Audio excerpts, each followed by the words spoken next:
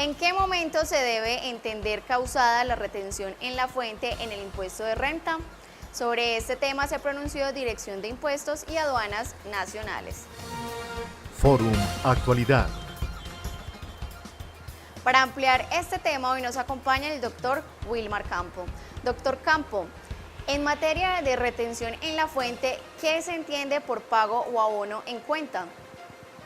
¿Qué tal, Ana María? Pues son dos conceptos que nos llevan al entendimiento, en un caso del pago, en materia de retención en la fuente y de acuerdo con las normas del Código Civil, pago es la prestación de lo que se debe.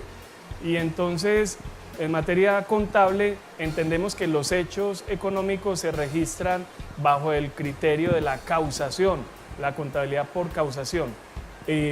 Haciendo alusión al tema de retención en la fuente, alude a dos momentos básicos, pago o abono en cuenta. El pago en cuanto al reconocimiento de lo que se debe, o el abono en cuenta cuando se suscribe o se registra contablemente un suceso económico. Doctor Campo, en estos términos, en materia contable, ¿qué se entiende por causar y abonar en cuenta?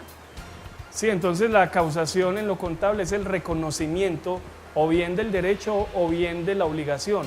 Abonar en cuenta significa causar en la contabilidad ese hecho económico bajo el criterio precisamente de la causación. En materia de retención en la fuente confluyen los dos conceptos, sin que uno sea excluyente del otro. Es decir, la retención en la fuente al momento del pago surge, es en el momento en que se reconoce la prestación de lo debido, o abono en cuenta, el reconocimiento contable de la obligación, por ejemplo, cuando se incurre en el registro de una compra o de un gasto. Doctor Campo, es bueno explicar si es lo mismo para efectos fiscales un pago anticipado y un anticipo. Indudablemente son dos circunstancias diferentes, Ana María. De manera que el pago anticipado es la prestación de lo que se debe, el registro inmediato de esa obligación, sin que haya, digamos, dado lugar a la realización del servicio, la prestación del bien, el pago anticipado. Ahí se genera retención en la fuente, mientras que el anticipo no constituye por sí una obligación, sino un dinero que se entrega para ejecución de una actividad. Y por tanto, allí lo que ocurre es un proceso logístico, por ejemplo, una actividad de entregar un dinero para desempeñar una actividad, no un ingreso, que es lo que se da cuando ocurre el pago anticipado. El ingreso fiscal se materializa, se manifiesta con el pago anticipado, más no así con el anticipo. Doctor, entonces, ya teniendo claro estos términos, en el caso de un contrato en el que el pago del mismo queda sujeto a una condición suspensiva, ¿qué ocurre con la retención en la fuente?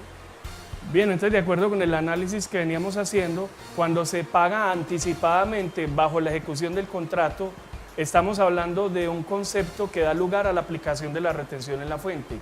Ya si de allí se derive, por ejemplo, una inaplicabilidad del contrato o una rescisión o una resolución contractual, estaríamos frente a una situación que daría lugar a una solicitud de reintegro de la retención en la fuente practicada, y caso en el cual pues tendríamos que aplicar la norma prevista en este caso, que es el artículo 6 del decreto 1189 de 1988, que establece las condiciones en que se solicita la retención en la fuente practicada por parte del sujeto pasivo, quien fue afectado con la misma. Doctor, muchísimas gracias por el análisis. Recuerde que si usted desea estar informado y por supuesto actualizado, visítenos diariamente en nuestra biblioteca www.forum.com.co. Hasta pronto. Fórum, el valor del conocimiento.